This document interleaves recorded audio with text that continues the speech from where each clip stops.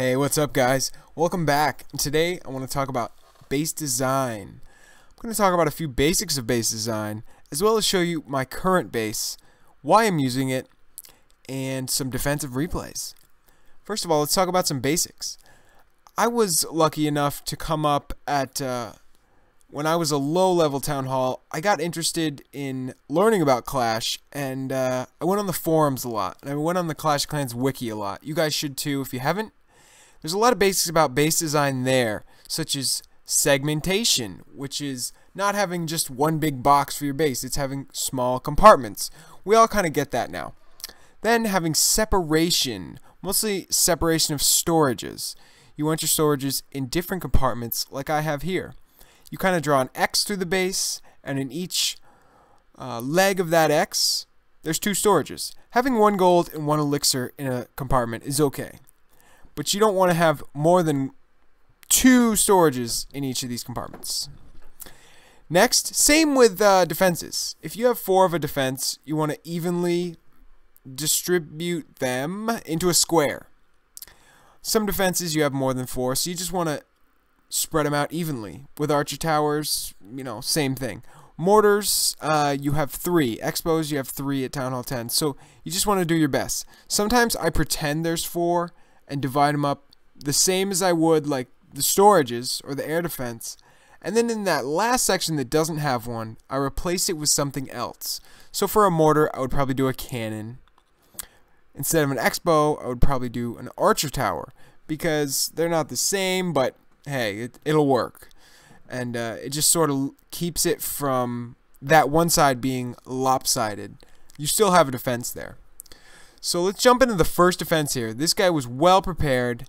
He had hogs to lure my clan castle. Very good. I always do that in clan wars. It helps a lot. So he's flying right in here. Coming in from that angle kind of pushed him into the core. He didn't really fan out to the side, and I think that's going to be a problem for him getting 50%. His troops are all kind of in one place, and they're getting hit hard. They also had to go through some real heavy buildings there. Clan castle, storages, infernos, those take a long time to get through.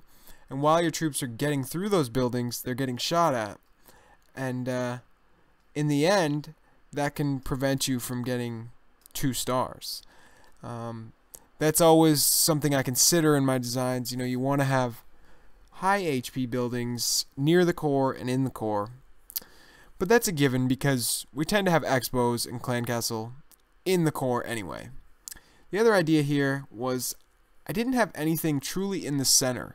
I had the town hall off center and the dark elixir off center on the other side. This was to entice people to attack the opposite side of the town hall, because you'll see here, this guy is a cup hunter. He's hunting cups. He just did a 5 spell go wipe on me, so he's not a farmer. He's not farming right now, but he still went for the loot. He still wanted that dark elixir. And you can never underestimate the greed of people. Even in Champions League, anywhere, you'll get some true cup hunters that will truly disregard your loot, but generally, it's just how the mind works. They go for that. They think this guy, he thought he could get everything. He thought he could get the 2 stars too. And really, in the end, he just picked that side because the dark elixir was there. So that's something to consider in a hybrid base like this. You do have to concede some loss of loot, and I know I'm going to lose dark elixir to 5 spell go wipe. So I sort of offer it up like, hey, come from this side and you can take it. And that often prevents 2 stars. It's hard to say if he would have gotten 2 stars from the other side, but it's possible. Another big thing you guys need to know is wall junctions. When your walls meet and make a T, you don't want that T to be close to another T. It needs to be 2 or more wall spaces away. You'll see here, all the junctions on my base are separated by 2 or more wall tiles. This is so wall breakers don't open 2 compartments. And it's very simple. You guys can do this. It sort of makes your base designing a little harder, but if you do it well, the attacker needs more wall breakers to get to the middle. And that's what we want. We want them to run out of wall breakers. So this is a very different defense, especially for Master. This guy is just going nuts for my Elixir. Like, what? This is a totally new thing. And I know, I mean, Elixir upgrades walls now. But seeing this was like crazy. I mean, oh my god. So, you know, he brought a bunch of wizards and giants and archers and rage spells. And he's also sacrificing both his heroes here, you'll see, for some Elixir. He's not really getting any gold. He doesn't care because my Elixir was put off to the side. Especially on the corners.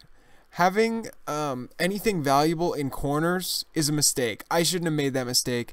It's easier to get at because when troops meet a flat side of a base, they have a lot of targets. When they meet a corner, they only have, you know, 1 or 2 targets immediately in front of them. So there's less distraction. They're definitely going to get everything in that corner. So that was a mistake. You'll see when we go back to my base. I ended up moving them to where the expos were and that. Well, in front of where the expos are. So they are in the middle compartment. They may seem easy to get, but it's harder because there's distractions to the left and the right. So here's the defenses I get. Some wacky defenses that have no chance, but a lot of strong attacks that almost never get 2 stars. And that's what shows the success of this base. People that are really cup hunting don't get 2 or 3 stars. Alright guys, that's it for today. Just wanted to run down some of the basics that I know about base design. We will get into this with other town halls soon. I think I'll do base builds this way from now on with commentary and replays.